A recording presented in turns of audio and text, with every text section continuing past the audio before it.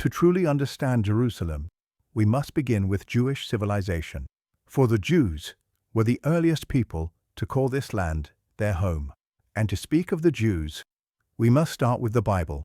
The Bible is not just a book, it is a vast collection of sacred writings, the cornerstone of Judaism and the foundation of Christianity. By circulation, it remains the most widely read book in human history. The word Bible itself comes from the Greek biblia, meaning the writings or the scrolls. And if one insists on naming an author, perhaps only God could bear that title. The Bible is divided into two parts, the Old Testament and the New Testament. The Old Testament tells of the creation of the world and the beginnings of the Hebrew people. The New Testament recounts the life of Jesus Christ and the journey of his disciples. The story begins with creation. In 5 days, God shaped the heavens and the earth, the seas, the mountains, the birds, and the beasts. On the 6th day, he molded the form of man from dust and breathed into him the breath of life. Thus, humanity was born. His name was Adam.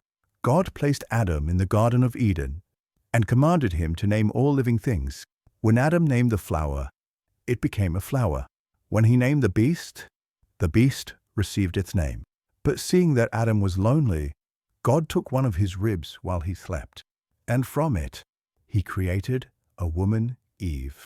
Many have wondered, why did God not form Eve from dust, as he did Adam? Some believe this reflects the patriarchal worldview of ancient Hebrew society. Others see it as a symbol that man and woman were once one, created to complement and complete each other. From here came the ideal of monogamy. The Lord said to them, "You are free to eat from any tree in the garden, but you must not eat from the tree of the knowledge of good and evil, for when you eat of it, you will certainly die." Yet temptation soon appeared. A serpent whispered to Eve, "Take the fruit.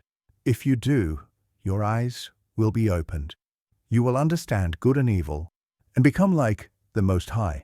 So Eve took the fruit and ate, and gave some to Adam as well. When the Lord walked again through the garden, he found them hiding among the trees, their bodies covered with fig leaves. He knew then they had disobeyed his word. In sorrow and judgment, the Lord declared, "To the serpent you will crawl on your belly, and eat dust all your days. To Eve you will endure pain in childbirth, and your relationship with your husband will be changed. To Adam, by the sweat of your brow, you will eat your food until you return to the ground from which you were taken." Thus began the story of the first turning away, the moment humanity stepped away from innocence and left the garden behind. From that time on, faith and redemption became an enduring part of the human story. Beyond the gates of Eden, Adam and Eve bore 2 sons, Cain and Abel. Cain tilled the soil. Abel tended the flocks. When they offered sacrifices to God, he favored Abel's offering. Cain burned with jealousy. In rage, he struck down his brother, the first murder in human history. As punishment, God banished Cain to the land of Nod, a wanderer and a fugitive forever. That act marked the dawn of human violence and the awakening of guilt and conscience. Generations passed, and mankind grew corrupt, filled with greed, envy, and cruelty. God regretted creating man and resolved to cleanse the world with a flood. But one man, Noah, was righteous. God chose him to survive. He commanded Noah to build an ark and take aboard his family and pairs of every living creature. Rain poured down. Waters rose and swallowed the earth. Only the ark floated above the chaos. When the flood subsided, Noah sent out a raven. It never returned. Then he sent a dove, but it found no place to rest and came back. Days later, the dove returned again carrying an olive leaf in its beak, and Noah knew the waters had receded.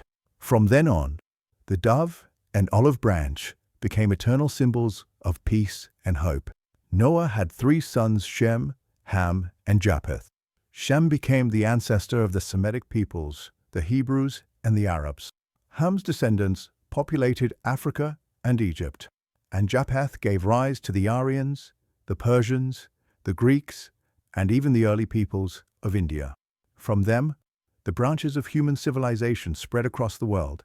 Among them, one lineage, the Hebrew people, would one day rise again in the land of Jerusalem and write a history of faith, struggle, and destiny. Next, we'll explore the story of the father of faith, Abraham.